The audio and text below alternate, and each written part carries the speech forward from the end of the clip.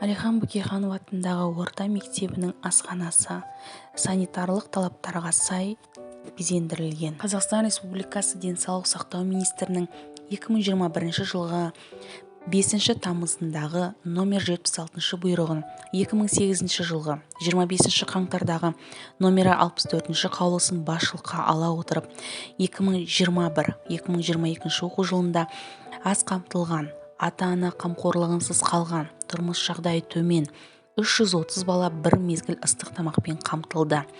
2019-2020 оқу жылында 84 бала, 2020-2021 оқу жылында 340 бала, 2021-2022 оқу жылында 330 бала бір мезгіл ыстық тамақпен қамтылды.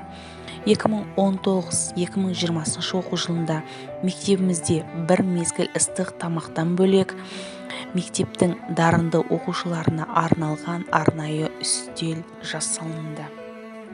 Бір мезгіл ыстық тамақпен қамтылған мектеп оқушыларына мектепке жол акциясы кезінде міндетті түрде жыл сайын көмек көрсетіліп тұрады. Қажеттіліктеріне қарай азық-түлікпен, киім-кешекпен, оқу құралдарымен қамтылады.